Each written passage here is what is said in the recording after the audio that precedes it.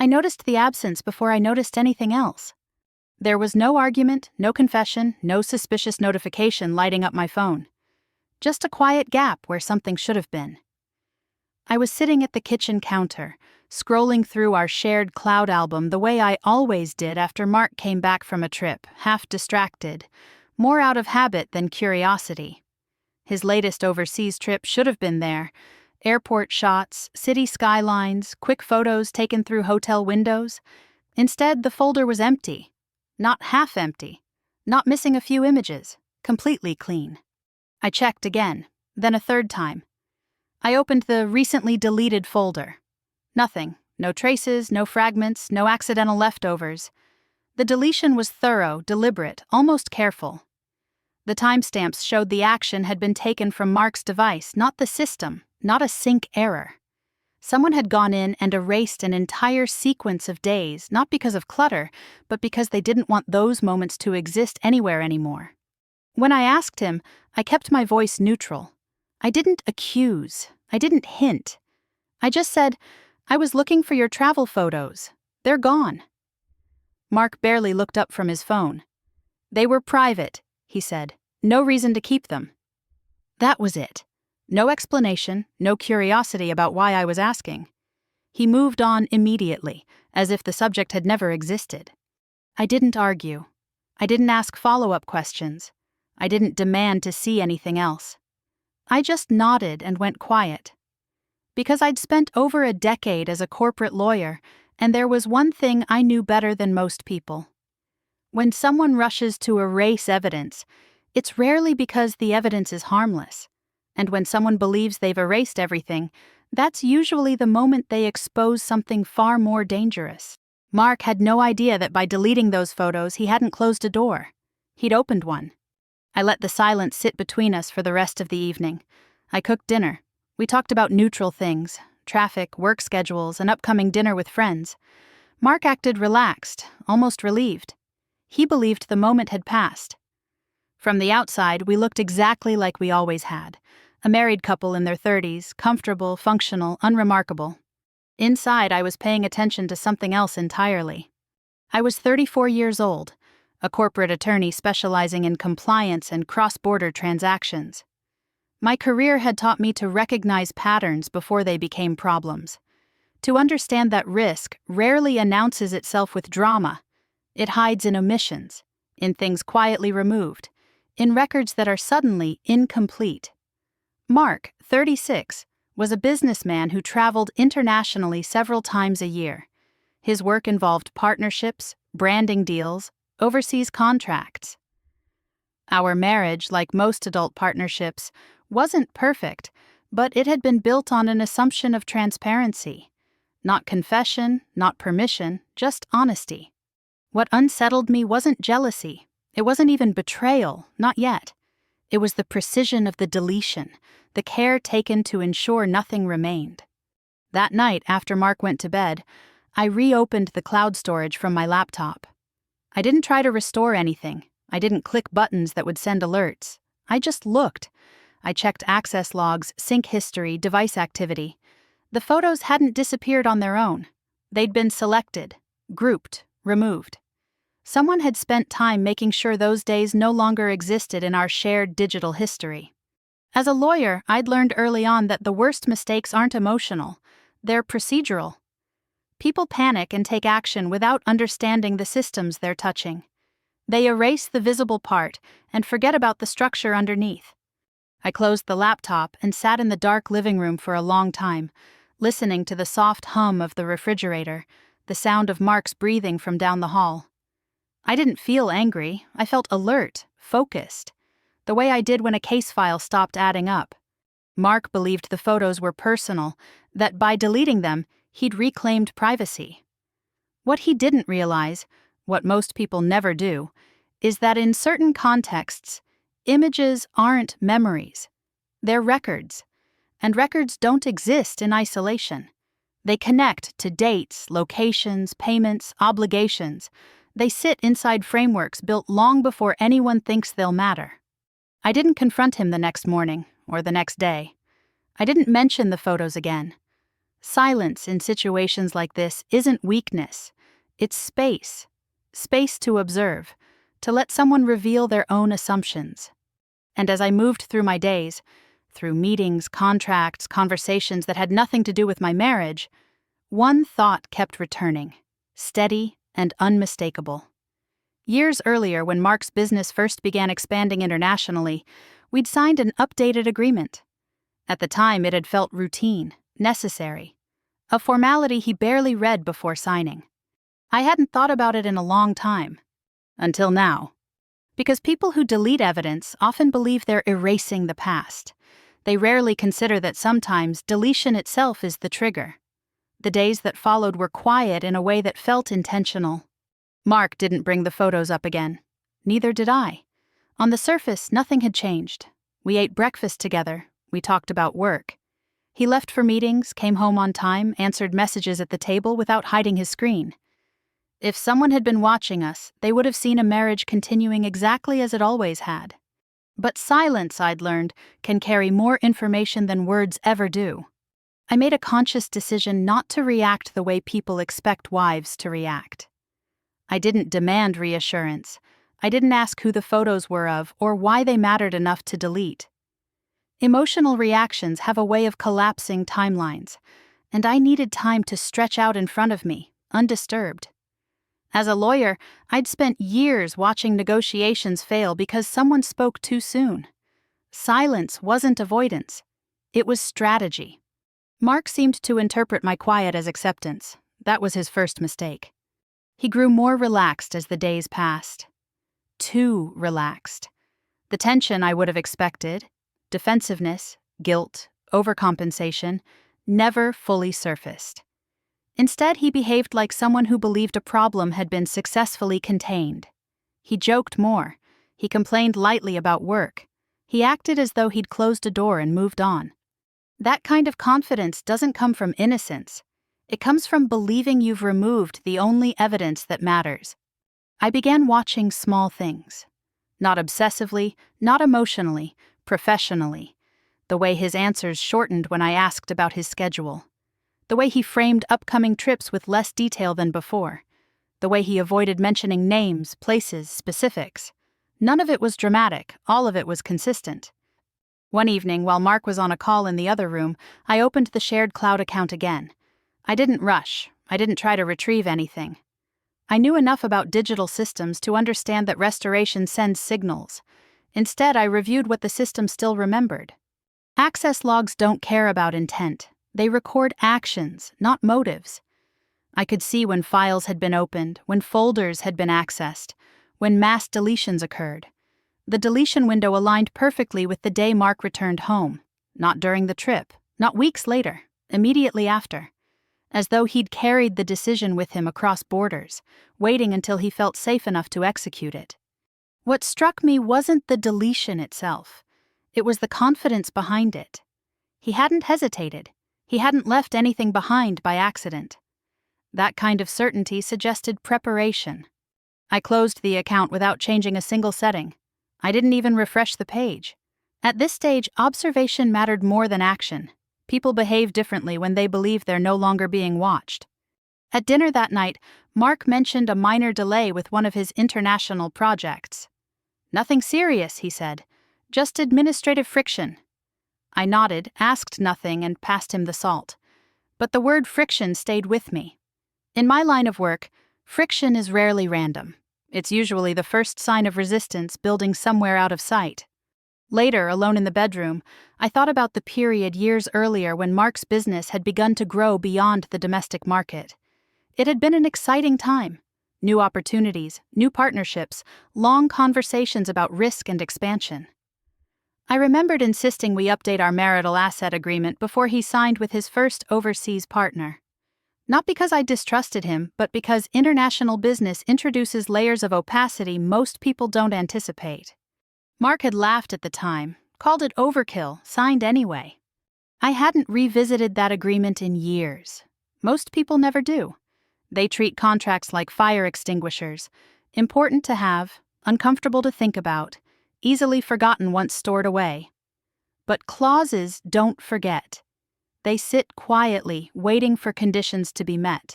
I wasn't ready to open the document yet. Not because I was afraid of what I'd find, but because timing matters. I needed to understand the full shape of the situation before I touched anything that could shift it. The next few days confirmed what I already suspected. Mark became more careful with his words, not less. He stopped volunteering information altogether. When I asked how a meeting went, he answered with outcomes instead of details. Success or delay, good or fine, nothing in between. It was the language of someone managing perception. I didn't challenge him. I didn't contradict his version of events. I let him believe his story was intact. One afternoon, while reviewing unrelated case files at my office, I caught myself smiling at the familiarity of the situation. This was what it always looked like in the early stages of a corporate compliance failure. The key players convinced themselves the risk was behind them, unaware that the systems designed to protect institutions move slowly by design. They observe, they collect, they wait. That evening, I noticed something small but unsettling when I logged into the cloud account one last time. A gap in the folder index. Not a missing file, something subtler. A sequence number skipped. It suggested that while the photos themselves were gone, the structure that once held them still remembered they had existed. Mark had deleted images. He hadn't erased the architecture. I shut the laptop and sat there for a long moment, hands resting on the keyboard. I wasn't angry, I wasn't hurt. I felt something closer to clarity. Whatever had happened overseas, whatever those photos represented, the attempt to erase them had already set things in motion.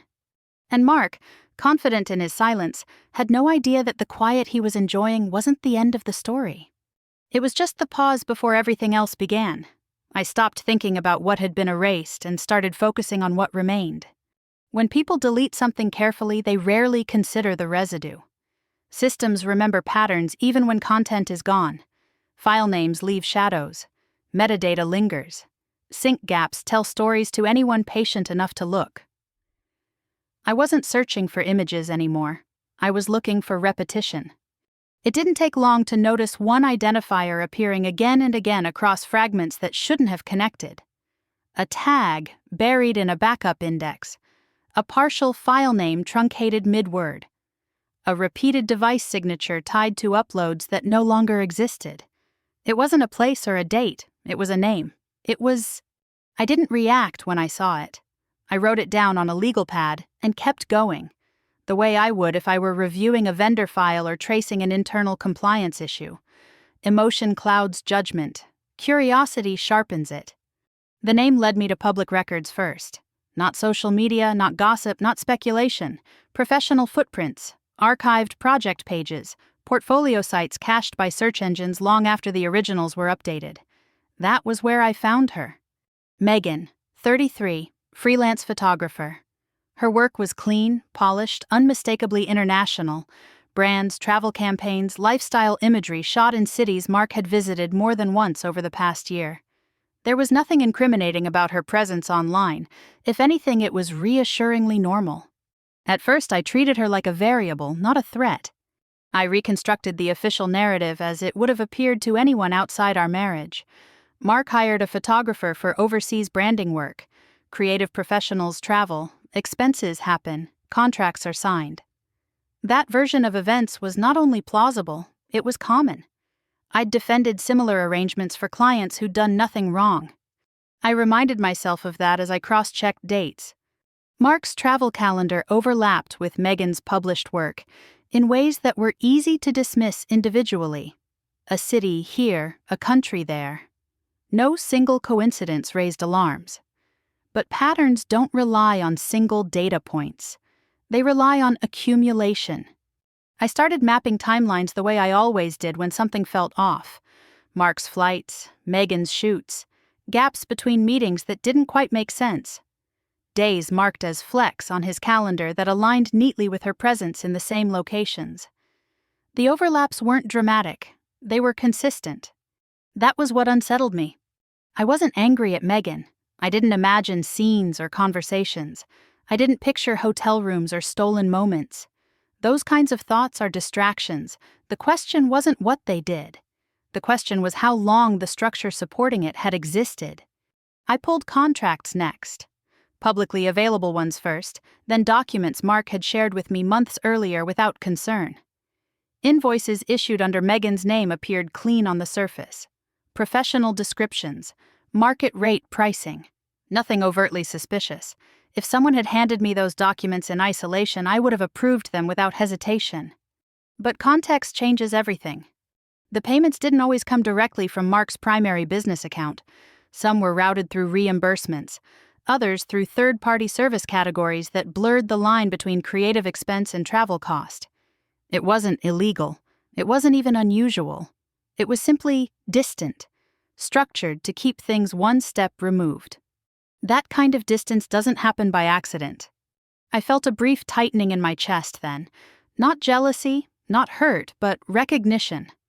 I'd seen this before, in companies where executives used layered vendors to obscure personal use of corporate funds, in partnerships where disclosure obligations were technically met but practically ignored. It was never about the amount of money.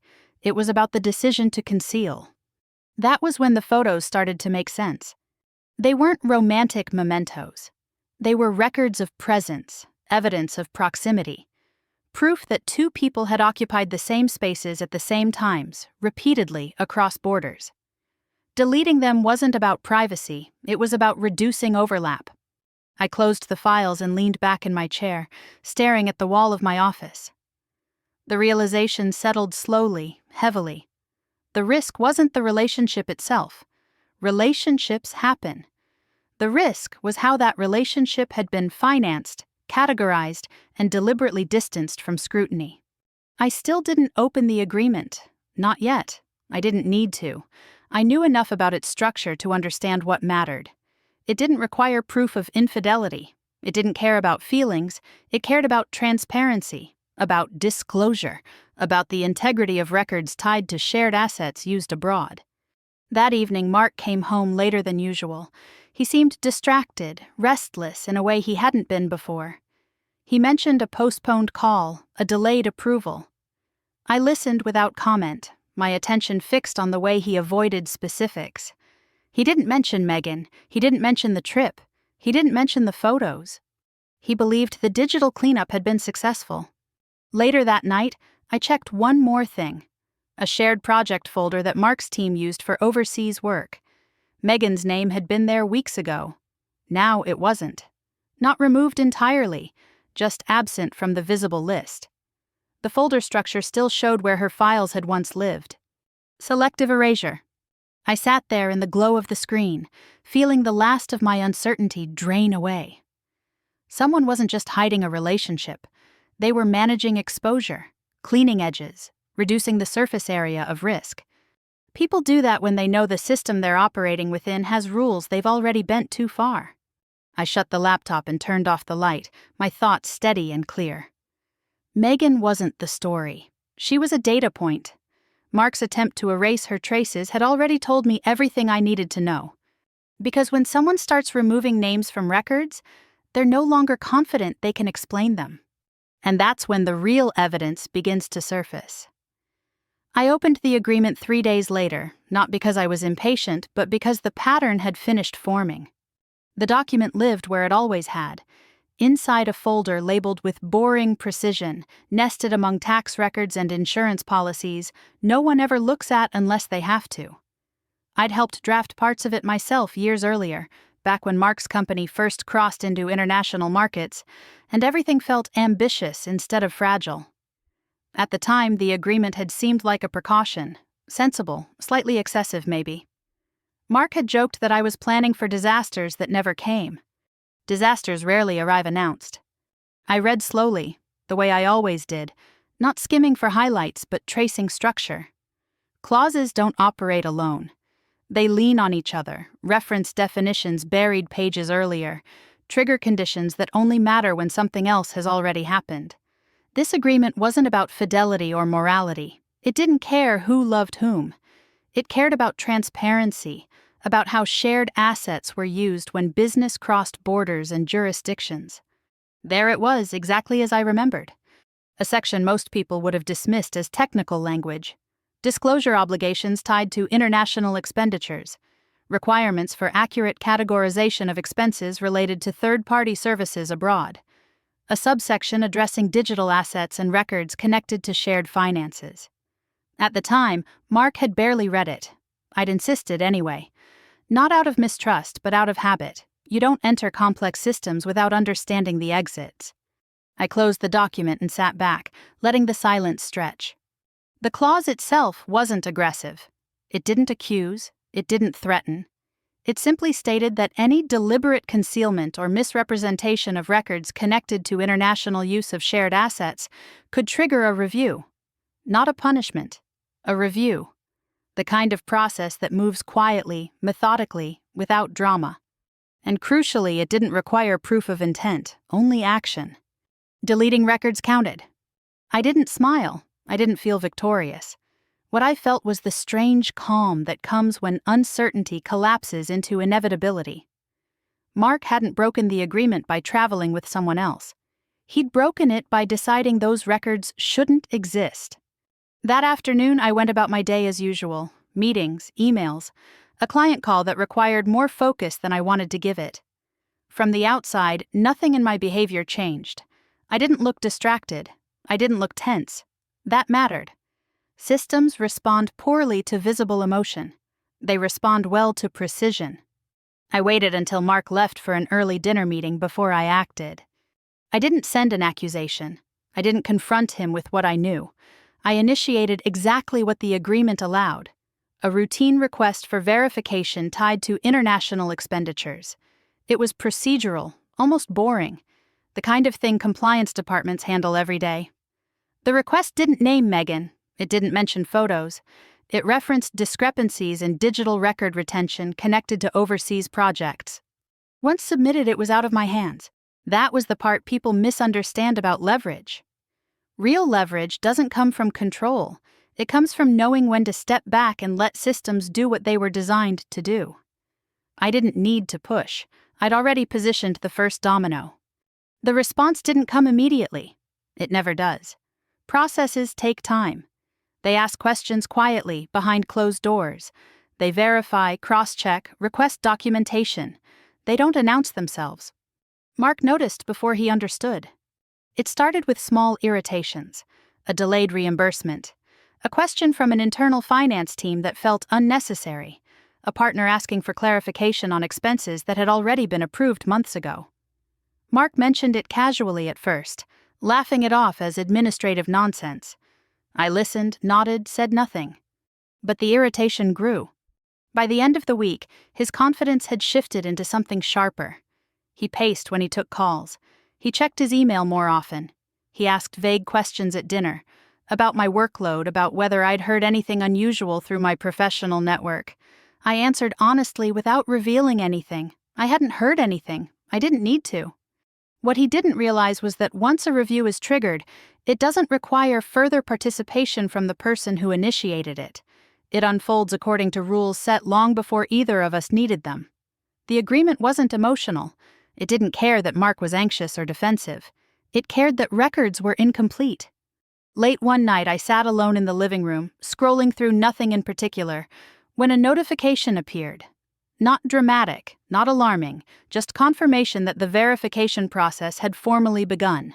Temporary, standard, necessary. I turned off my phone and sat in the dark, listening to the familiar sounds of the house settling around me. I didn't feel like I'd set a trap. I felt like I'd removed a blindfold. Mark came home after midnight.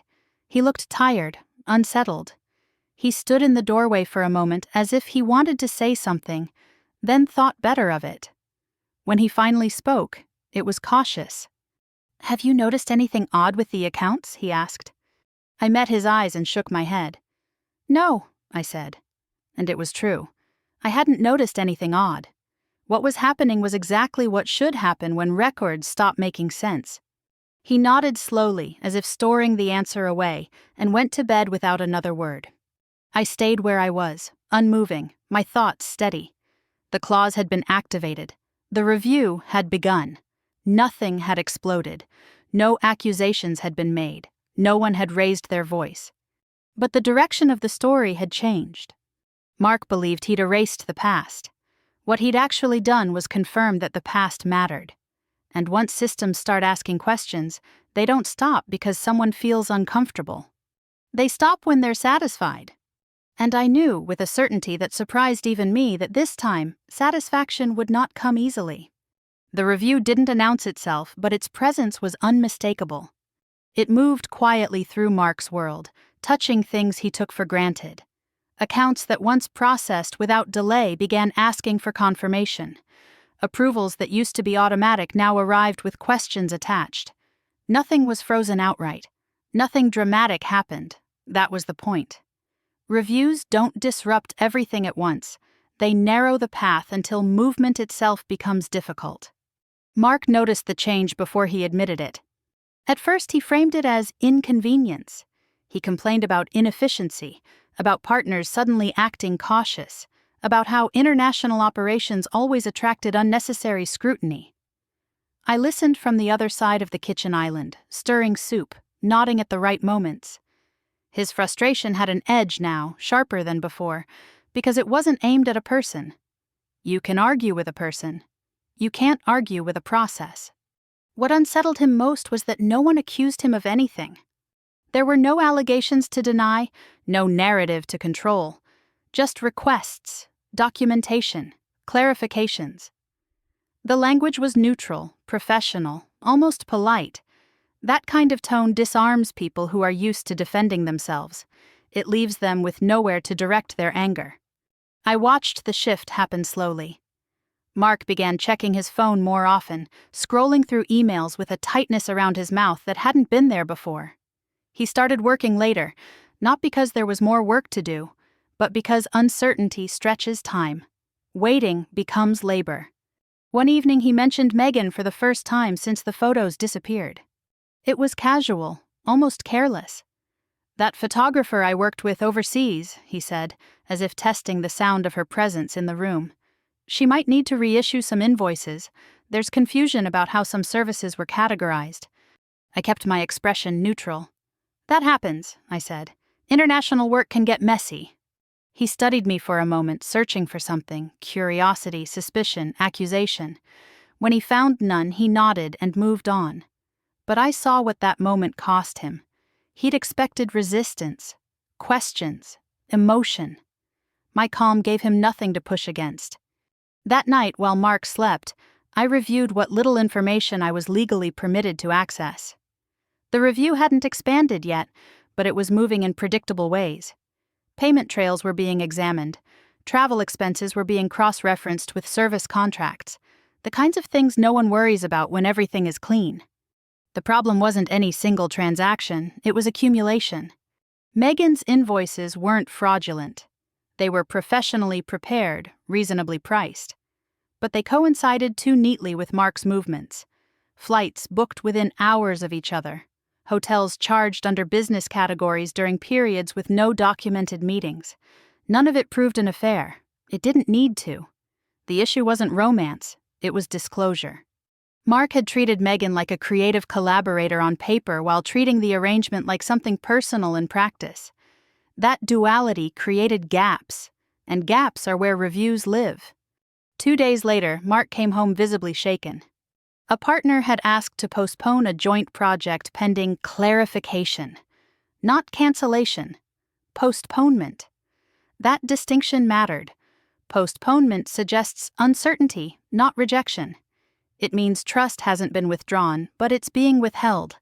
For someone like Mark, whose business depended on momentum, it was worse than a no. He tried to mask it with irritation, pacing the living room, talking too quickly about inefficiencies and overreach. I let him talk. I didn't interrupt. I didn't offer solutions. I didn't comfort him. Comfort creates expectations. "What would you do?" he asked finally, stopping in front of me. "If your work was suddenly slowed like this?" I looked up at him. "I'd wait," I said, "and I'd make sure everything I submitted could stand on its own." He frowned. "That's it?" "That's usually it," I replied. He nodded, unsatisfied, and went to bed early. I stayed up, listening to the house settle around me, feeling the weight of what was unfolding. Not guilt, not excitement, responsibility. Once processes begin, they don't belong to the people who start them. They belong to the rules. The next development came quietly, a temporary restriction on discretionary international spending, framed as precautionary, standard, necessary until the review concluded. Mark didn't lose access to everything, just enough to feel it. He didn't tell me right away. He tried to handle it himself, making calls, sending emails, asking for exceptions. None were granted. Exceptions require confidence. Reviews remove it. When he finally mentioned it, his voice was controlled but tight. "They're being overly cautious," he said. "It's ridiculous." I didn't contradict him. Ridiculous or not, the restriction was real. Megan disappeared from conversation after that. No more mentions of invoices or reissued paperwork. No more casual references to overseas shoots. Her name had served its purpose. The system had noticed her. Now it was deciding how much she mattered. A week later, I received confirmation that additional documentation had been requested from Mark's company. Broader now, deeper, still neutral, still calm. I sat at my desk, staring at the message, feeling a familiar professional detachment settle in.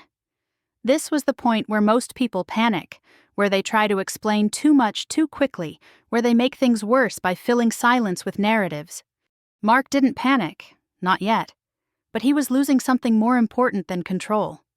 He was losing certainty. That evening, he stood in the doorway of the bedroom, watching me as I folded laundry. "This will blow over," he said, more to himself than to me. I met his eyes and nodded. "Everything does," I replied. He smiled faintly, reassured by my agreement, and turned away. What he didn't understand was that blowing over doesn't always mean returning to normal. Sometimes it means clearing the air so the damage underneath becomes visible. And as I placed the last folded shirt into the drawer, I knew with absolute clarity that nothing between us would ever return to what it had been. The review hadn't reached its conclusion yet, but it had already changed the balance. The first call came on a Tuesday morning, and Mark didn't take it in the house. I noticed because he stepped outside without his jacket, phone already pressed to his ear, voice low and urgent in a way it hadn't been before. Through the glass, I watched his posture change, shoulders tight, pacing in short, controlled lines across the patio. He wasn't angry, he was negotiating, and that told me everything I needed to know. When he came back inside, he tried to look casual, too casual. He poured himself coffee he didn't drink and stood by the counter, staring at nothing. "They're asking for more documentation," he said finally. "Routine stuff." I nodded, as if it were no different from any other work inconvenience. "That happens," I said, "especially with international accounts." He studied my face again, searching for a reaction that didn't come. Silence unsettles people who are used to managing outcomes. Over the next few days, the calls multiplied. Not dramatic phone calls, not confrontations, just conversations that left Mark drained in a way I'd never seen before. He wasn't arguing anymore. He was explaining, repeating himself, clarifying things he'd assumed were already clear. Explanations are expensive. They cost time, credibility, and energy, and they only work when the underlying structure supports them. By Thursday, Mark stopped pretending everything was normal. He came home early and sat at the dining table without turning on the lights. When I joined him, he didn't look up right away. "They're putting a temporary hold on a few international operations," he said. "Not shutting anything down, just slowing things. Temporary, precautionary, standard. Words designed to sound harmless while tightening the space around you." "Is it serious?" I asked. He hesitated. "It depends." That was the first honest answer he'd given me in weeks. What he didn't say, but I could see, was that this was no longer about paperwork. The review had reached a point where it needed reassurance, and reassurance requires more than documents. It requires trust. And trust, once questioned, is hard to restore quickly. That night, Mark didn't sleep. He lay awake beside me, scrolling through emails in the dark, stopping only when exhaustion forced his eyes closed. I lay still, listening to the rhythm of his breathing change, thinking about how often I'd seen this moment in other people's lives. The moment when effort turns inward, when the problem can no longer be managed from the outside. 2 days later, something shifted. A message arrived. Formal, precise, unmistakable in its implications. Certain accounts connected to overseas expenditures would be temporarily restricted pending further review. No accusations, no conclusions, just a pause. Mark stared at his screen for a long time before handing it to me. "Have you ever seen anything like this?" he asked. I read the message once and handed the phone back. "Yes," I said. "It happens when systems need time." He exhaled sharply. "Time for what?" "For clarity." He laughed, a short, humorless sound. "That's not comforting." "It's not meant to be," I replied. The restriction didn't ruin him. That was never how these things worked. It simply changed the rules of movement. Decisions that once took minutes now took days. Payments required approval. Partners hesitated. Meetings ended without conclusions. Momentum is fragile. Once interrupted, it rarely resumes at the same pace. Mark tried to adapt. He worked harder, stayed later, pushed conversations that no longer moved. I watched him expend energy where certainty used to be enough. It was painful to witness, not because I felt sorry for him, but because I recognized the futility of it. Systems don't respond to effort. They respond to alignment. Megan vanished completely around that time. Not in a dramatic way. There was no announcement, no scandal. Her name simply stopped appearing where it once had. Projects reassigned, credits removed, files archived. It was as if she'd been edited out of the narrative altogether.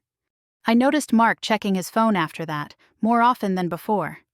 Messages unanswered, calls unreturned. Whatever connection had existed between them was no longer useful, and usefulness is the currency systems understand best. One evening, Mark finally broke. Not in anger, not in accusation, in exhaustion. "I don't understand how this escalated," he said quietly as we sat across from each other, dinner untouched between us. "It was never supposed to be like this." I met his eyes. "Escalation usually feels sudden," I said. "From the inside?" He rubbed his face with both hands. I didn't think deleting those photos mattered. There it was, not a confession, an admission of miscalculation. I kept my voice even. "It mattered because it was a decision," I said. "Decisions have consequences." He looked at me then, really looked, as if seeing me clearly for the first time in months. "Did you know this would happen?" I paused. Honesty in moments like this doesn't mean revealing everything. It means saying only what's necessary. "I knew the risk," I said. He nodded slowly, absorbing that. He didn't ask what I'd done. He didn't accuse me of anything. Somewhere, he understood that whatever forces were moving now were no longer personal. They were procedural. That night he slept on the couch. Not because we fought, because proximity felt too heavy. I lay awake in our bed, staring at the ceiling, feeling the strange calm that had settled over me. The freeze was temporary, the review ongoing. Nothing had been decided yet. But the balance had shifted completely. Mark no longer controlled the narrative, he reacted to it. And once someone begins reacting instead of directing, the outcome is no longer theirs to shape. The system had stepped forward. All I had done was stop standing in its way. Mark stopped trying to explain things to me and started trying to fix them on his own. That was how I knew the situation had moved beyond discomfort and into fear. People explain when they think understanding will help. They fix when they believe time is running out. He spent hours on calls behind closed doors, voice lowered, tone sharpened. I could hear fragments through the walls, reassurances, promises, phrases that sounded practiced. "It's temporary. We're cooperating fully. There's no finding yet." He spoke like someone trying to hold a structure together with language alone. It wasn't working. By midweek, the review had expanded. Not publicly, not loudly, but undeniably. Additional documentation was requested. Historical records. Clarifications tied to projects that had been considered closed. The scope widened not because someone was suspicious, but because the answers being given didn't simplify anything. They complicated it. Mark came home late one night and sat across from me at the kitchen table, elbows on the surface, hands clasped tightly together. "I might need a bridge," he said, "just for a short period." I looked at him. "A bridge for what?" Cash flow, he said quickly. Nothing dramatic, just until things normalize. Normalize. The word carried a hope he hadn't earned. How much? I asked. He named a number, not outrageous, not insignificant. I shook my head. I won't do that. His expression tightened, surprise flickering across his face before settling into something harder. It's temporary, he repeated. You know that. I know it's uncertain, I said, and I don't attach myself to uncertainty. He stared at me, clearly not expecting resistance. For years I had been the steady presence, the rational counterweight, the person who helped things move forward. Saying no disrupted that identity. It forced him to reconsider the balance between us. You're my wife, he said quietly. And I'm also someone who understands risk, I replied. Those aren't mutually exclusive. He leaned back in his chair, exhaling sharply, frustration bleeding into his voice. This isn't fair. I didn't argue with that. Fairness had nothing to do with what was happening. Systems don't measure fairness, they measure compliance. After that conversation, something shifted between us. Not anger, distance. Mark stopped asking for my input. He stopped sharing updates unless necessary. He withdrew into himself, managing what remained of his situation without my involvement. I let him. That was the hardest part, not because I wanted to help him, but because stepping back meant accepting that whatever came next would affect both of us. But entanglement had limits. I'd reached mine. The next development came from outside the house. A partner Mark had worked with for years requested a formal meeting, not a casual check-in. A meeting with agendas and advisors present. The kind of meeting where words are chosen carefully and nothing is assumed. Mark prepared for it obsessively. He reviewed documents late into the night, rehearsed explanations, refined narratives. I watched from a distance, folding laundry, answering emails, existing in the same space without participating. When he left that morning, he looked older than I remembered. Not physically, something deeper. The confidence that had once anchored him had thinned, stretched by uncertainty. He came back hours later and went straight to the bedroom without speaking. That evening, he told me the truth, or at least the version of it he could admit to himself. They're stepping back, he said, voice flat. Not ending things, just distancing. Because of the review? I asked. Because of risk, he said. No one wants to be exposed. Exposure. The word hung between us, heavy with meaning. They don't think I did anything illegal, he added quickly. They just don't like how it looks. How things look is part of compliance, I said. He didn't respond. That night, I received a message confirming what I'd already sensed. The review had reached a stage where external stakeholders were being notified. Not accused, not implicated, informed. Transparency works outward, not inward. Mark didn't see the message. He didn't need to. He could feel it. Over the next few days, his world narrowed. Calls went unanswered. Meetings were postponed. Decisions were deferred. The space around him shrank as others waited for clarity before committing themselves. He tried one last angle. Late one evening, he stood in the doorway of the living room watching me read. "We can get through this," he said. "Together." I looked up slowly. "Together requires alignment," I said. "Right now, we don't have that." His jaw tightened. "You're walking away." "No," I replied. "I'm standing still." He stared at me, disbelief giving way to something like resignation. For the first time, he seemed to understand that I wasn't a resource he could draw from indefinitely, that my silence wasn't indecision. It was boundary. That was when the realization finally reached him. The review wasn't something he could outwork, it wasn't something he could out-talk, and it wasn't something he could borrow his way out of. It would conclude on its own terms. And when it did, the outcome would reflect not just what he'd done, but how he'd responded when scrutiny arrived. I closed my book and stood, feeling an unexpected lightness in my chest. Not relief, not satisfaction. Clarity. Mark remained where he was, framed in the doorway, smaller somehow than he'd been before. And as I passed him on my way to the bedroom, I knew that whatever remained between us was no longer a partnership. It was simply shared history, waiting to be filed away.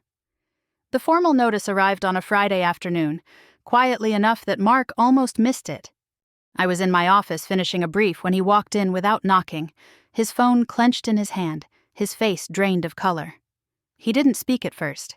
He just held the screen out toward me, as if the words might change if I read them instead of him. It wasn't dramatic. No accusations, no threats. Just a notification that a scheduled review had reached a determination phase and that interim authority over certain international operations would be reassigned pending final resolution. Reassigned pending. Words designed to sound temporary while signaling something permanent underneath.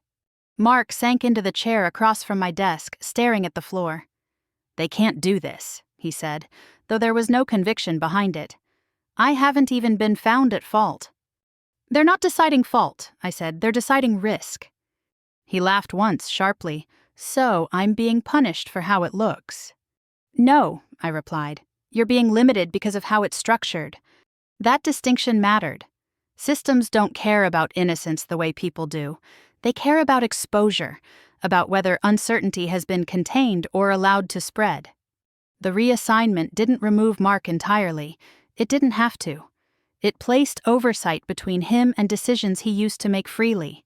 It slowed approvals, required countersignatures, introduced eyes that hadn't been there before. Control doesn't vanish all at once, it erodes. Over the next few days, the ripple effects became impossible to ignore. Partners stopped deferring to Mark automatically. Emails began looping in people he hadn't needed before. Meetings ended with phrases like, "We'll circle back," and "Let's wait until this settles." Mark tried to maintain composure. He dressed carefully, spoke politely, answered questions with measured restraint. But the strain showed in small ways. He snapped at minor inconveniences. He drank more coffee than usual. He checked his phone compulsively, even when there was nothing new to see. One evening, he admitted something he'd been avoiding for weeks.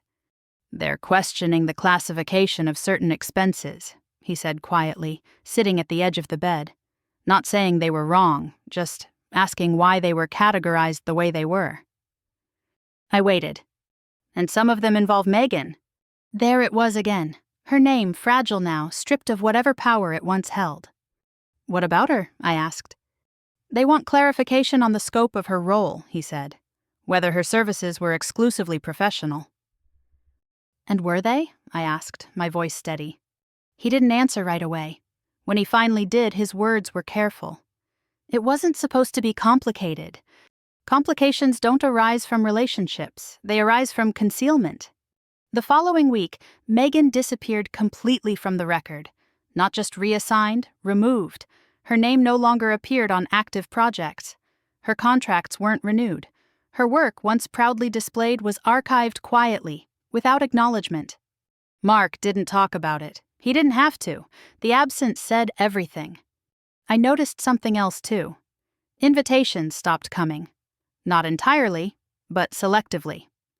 Events Mark had always been included in now arrived addressed to the company, not him. Decisions were discussed without his input. Influence faded the way light does at the end of day, gradually, then all at once. He tried to regain footing, scheduled meetings, sent long emails clarifying positions no one had questioned out loud, offered reassurances that sounded rehearsed. None of it restored what he'd lost. One afternoon, Mark asked me a question he'd avoided until then. "When did you stop trusting me?" he said. I closed my laptop and looked at him. "I didn't," I replied. "I stopped shielding you." He frowned. "What does that mean?" "It means I didn't interfere," I said. "I didn't smooth edges. I didn't reinterpret things to make them easier. I let the system see what it saw." "That feels like betrayal," he said quietly.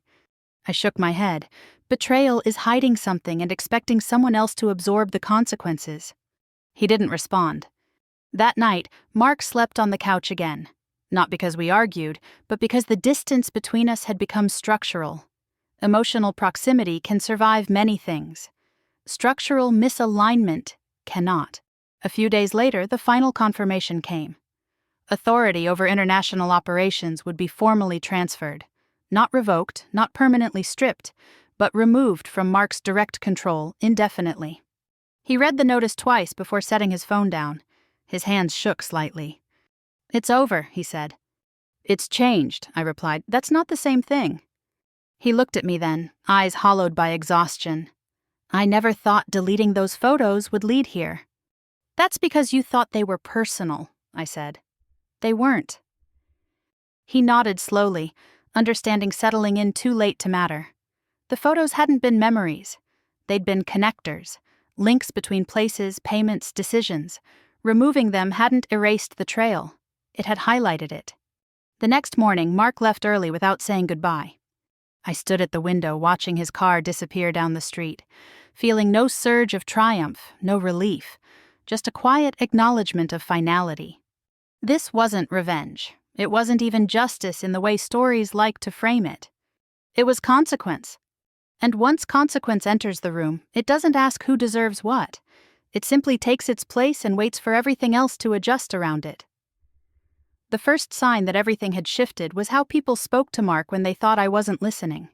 It happened at a small dinner with colleagues we'd known for years.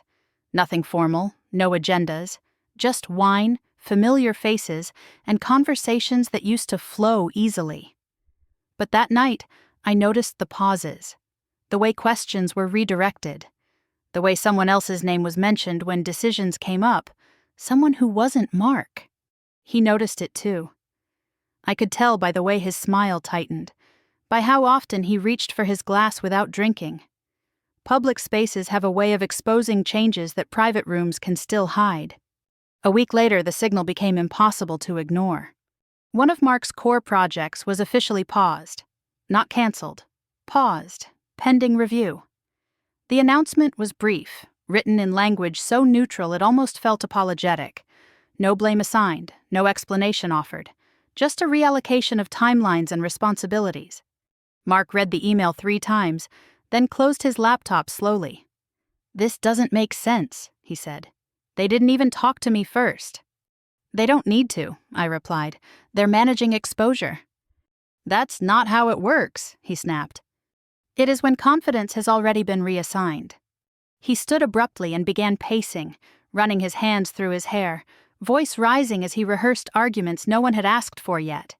He listed achievements, results, relationships, all the things he believed should have protected him. None of them did. Over the following days, Mark tried to reassert himself.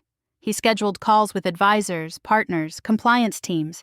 He spoke quickly, carefully, framing questions as clarifications, concerns as misunderstandings. He wasn't confessing, he was correcting. But every conversation ended the same way, with delays, with conditional language, with promises to circle back. When power shifts, it doesn't announce itself, it simply stops responding. The financial impact came next, subtle but sharp. Certain discretionary accounts were temporarily restricted, not frozen entirely, just limited enough to require oversight, additional approvals, more signatures. Mark stared at the notification in disbelief. "This is insane," he said. "They're treating me like a risk." "They're treating the situation like one," I answered. He didn't like that distinction. People rarely do. Megan vanished completely around this time. Not just from projects, from conversations. Her name stopped appearing in emails. Her credits disappeared from shared documents. It was as if she'd been quietly erased by the same systems Mark had once trusted to protect him. I wondered if she knew what was happening, or if she'd simply felt the door close without explanation. Either way, she was no longer part of the equation. Systems don't preserve relationships. They remove variables. One evening, Mark tried something different. He came home early, calmer than I'd seen him in weeks. He cooked dinner, set the table, poured wine. The gesture felt deliberate, almost strategic. "We need to talk," he said once we sat down. I waited. "I know things have been complicated," he began, "but this doesn't have to define us. We can handle this together." Together, the word landed heavily. "What does that mean?" I asked. "It means transparency," he said quickly. "Unity. If we present a solid front, it reassures people." I looked at him, really looked at him, and understood something I hadn't allowed myself to see before. This wasn't about saving the marriage. It was about stabilizing his position. "You want me to vouch for you," I said. He hesitated. "I want us to support each other." Support is different from cover. "I won't do that," I said quietly. His face fell, confusion giving way to frustration. "Why not? You know I didn't do anything illegal." "That's not the standard being applied," I replied, "and you know it." He pushed his plate away, appetite gone. "So you're just going to let this happen?" I shook my head. "I'm not letting anything happen. I'm not interfering." "That feels like the same thing," he said bitterly. "It isn't," I answered. "Interference is a choice, so is restraint." He didn't respond after that. Dinner ended in silence. That night, lying awake, I felt the last of my emotional resistance dissolve. Not anger, not sadness, acceptance. Whatever this was, it no longer required my involvement. The system had taken over completely. The confirmation arrived 2 days later. A formal notice, precise and final in tone, outlining the next procedural step. A scheduled determination. A timeline. Clear language indicating that outcomes would be implemented without further input from affected parties. I read it once, then closed the message. This was it, the point of no return. I didn't tell Mark right away. I didn't need to. He sensed it, the way people do when the air in a room changes before anyone speaks. Later that evening, he asked, almost casually, "Have you heard anything new?" I met his eyes. "Yes," I said. He waited.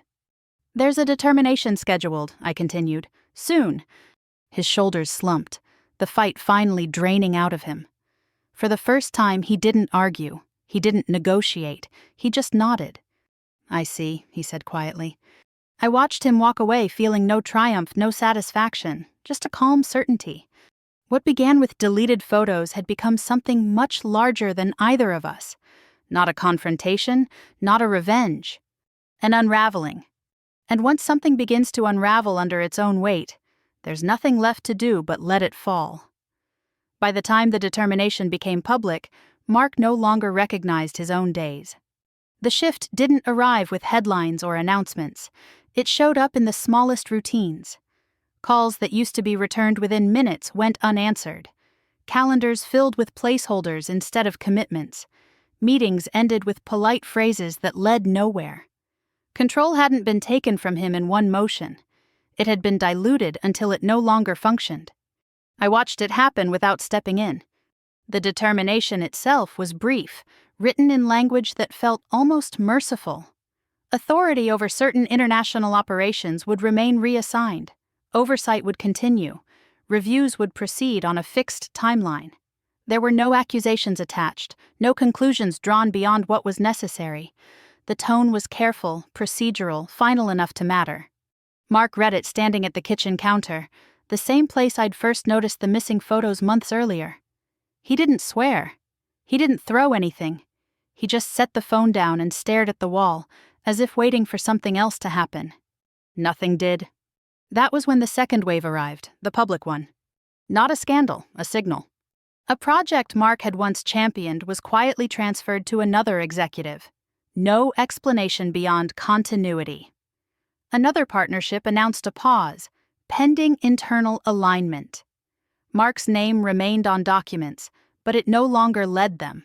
He had become an attachment rather than an authority. He tried to fight it at first. He sent emails that were long and meticulously reasoned. He requested calls, framed concerns as collaboration, offered solutions that assumed he was still being consulted. Each attempt was met with delays, with polite acknowledgments, with language that created distance without hostility. I'd seen this pattern before in boardrooms. Once confidence moves away from a person, logic rarely brings it back. One afternoon, Mark came home earlier than usual, his face tight with something between anger and disbelief. "They didn't even include me," he said. "I built that relationship." "They're not excluding you," I replied. "They're minimizing risk." He laughed, sharp and humorless. "So I'm the risk now." I didn't answer. He already knew. The disappearance of Megan became official that week, though no one called it that. Her remaining contracts were allowed to expire quietly. Her name vanished from internal documents. Her work, once prominently displayed, was archived without ceremony. No accusations followed her, no explanations were offered. She became irrelevant. Mark didn't mention her again. What followed was worse for him than exposure would have been. Irrelevance. Decisions moved forward without his input. Others spoke for him in meetings he wasn't invited to. He began to hear about outcomes secondhand, through summaries instead of conversations. Power isn't lost when it's challenged. It's lost when it's no longer required. I noticed something else, too. Mark stopped asking me questions. Not because he didn't care, but because he no longer believed answers would help. He withdrew into himself, spending hours alone, scrolling through messages that offered nothing new. One evening, he finally tried a different approach. He sat across from me at the dining table, posture softer than it had been in months. "I know I handled things badly," he said. "But we're still married. We still have a future." I waited. "I need stability," he continued. "Just for now, someone who believes in me." He wasn't asking for money this time. He was asking for endorsement. I folded my hands on the table. "Belief isn't the issue," I said. "Alignment is." He frowned. "What does that even mean?" "It means I won't stand between you and consequences," I replied. "Not anymore." His jaw tightened. "So this is it? You're just watching everything fall apart?" I shook my head. "I'm watching it resolve." He looked at me as if I'd spoken another language. For the first time, I understood that he truly hadn't grasped what had happened. He believed he was being punished. He couldn't see that this wasn't punishment.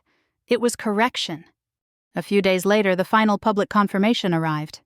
Mark was formally removed from operational control of his international portfolio, not stripped of ownership, not erased, just repositioned. His influence reduced to what could be monitored, verified, contained. He read the notice twice before sitting down heavily on the couch.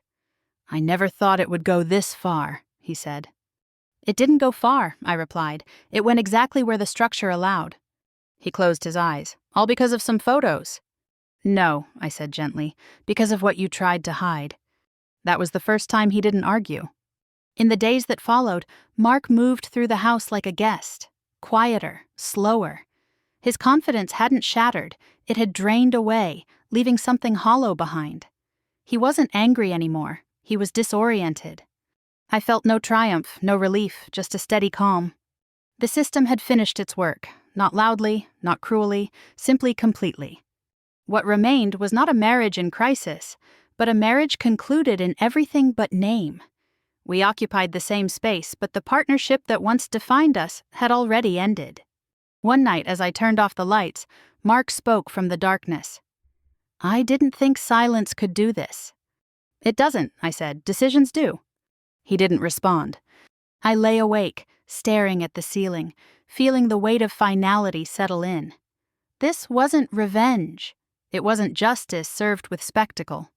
It was the natural end of something that could no longer stand once its supports were removed. And for the first time since the photos disappeared, I slept without waiting for the next alert. Because there was nothing left to unravel. The silence after everything settled felt different from the silence that came before. It wasn't tense or watchful. It didn't carry questions. It simply existed, steady and unremarkable, the way quiet does when nothing is waiting to break it. For weeks, our house had been filled with pauses that meant something. Now the pauses were empty of intention. The final determination arrived without ceremony. It came as a formal notice, precise and unemotional, outlining what had already become obvious. Mark would retain ownership interests, but no longer exercise operational control. Oversight would remain in place. Reviews would conclude on schedule. The language was clean, careful, definitive. Nothing in it suggested outrage or disappointment. It read like an ending that had always been expected.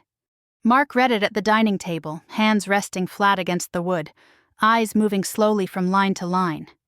When he finished, he folded the paper once and set it aside. "So that's it," he said. "That's it," I replied. There was no argument after that. No protest.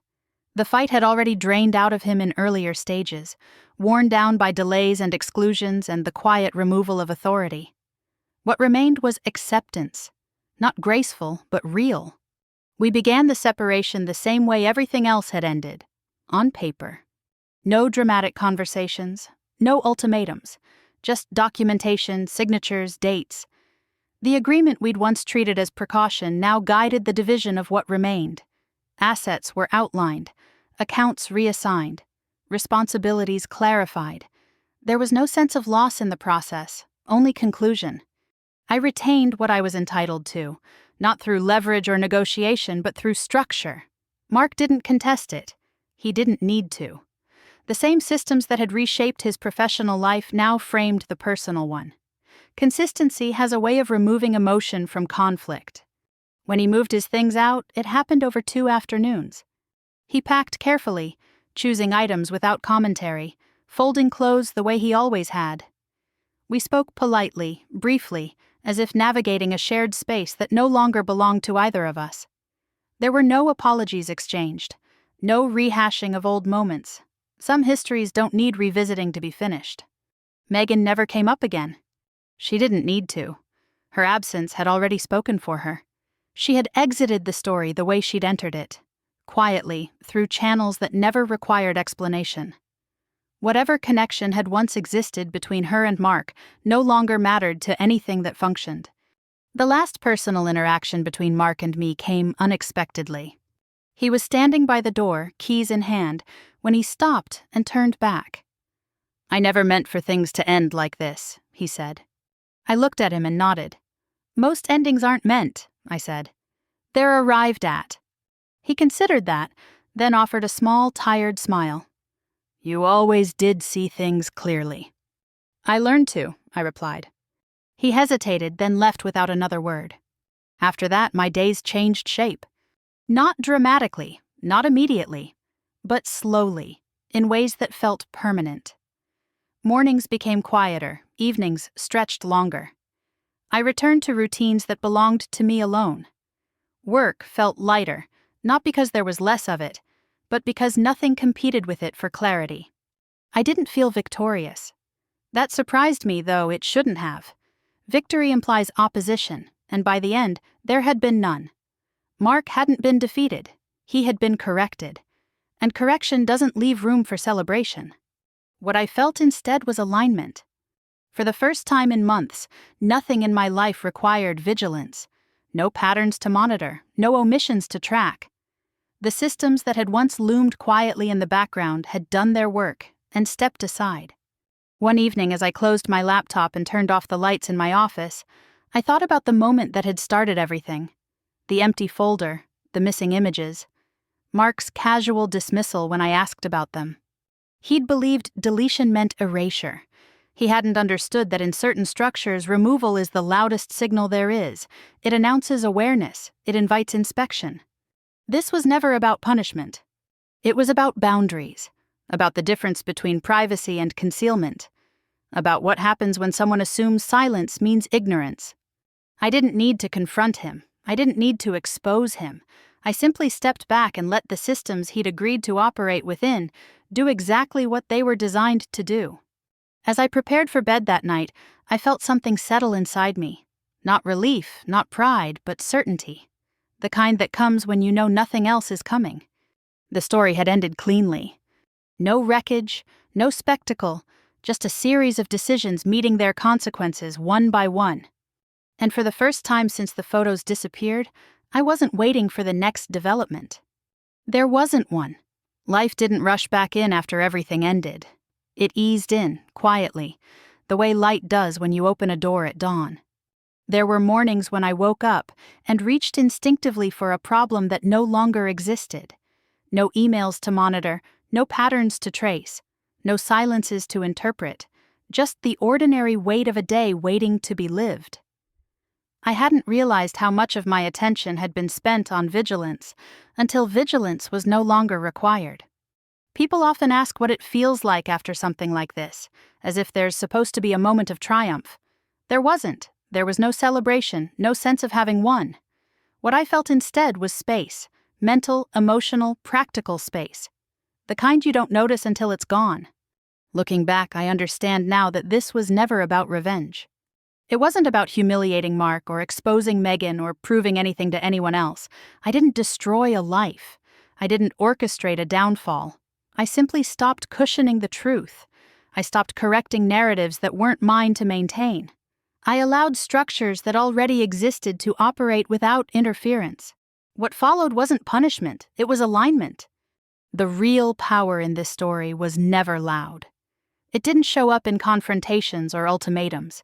It lived in patience, in restraint, in knowing when not to speak.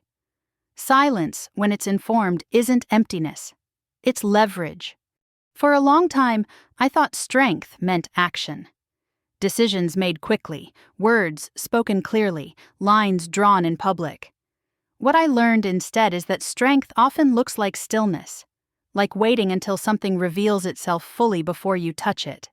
Those deleted photos come back to me sometimes, not the images themselves, but the moment I realized they were gone, the care with which they'd been erased, the confidence behind the act. Mark believed privacy was something he could define unilaterally. He didn't see the difference between something being personal and something being concealed. Trying to erase the record didn't protect him, it announced him. Because when someone removes evidence, they're admitting it matters. And once that admission exists, systems don't look away, they lean in. I think about that now when I hear from women who tell me they noticed something small, a detail that didn't sit right, a gap that couldn't be explained, and were told they were overthinking it, that they were imagining things, that silence meant safety. It doesn't. Intuition isn't hysteria. It's pattern recognition refined by experience, and silence isn't surrender when it's chosen deliberately. Sometimes, it's the most strategic move you can make. My life now isn't dramatic. It isn't defined by what I escaped or what I survived. It's defined by what no longer needs managing. I work, I rest.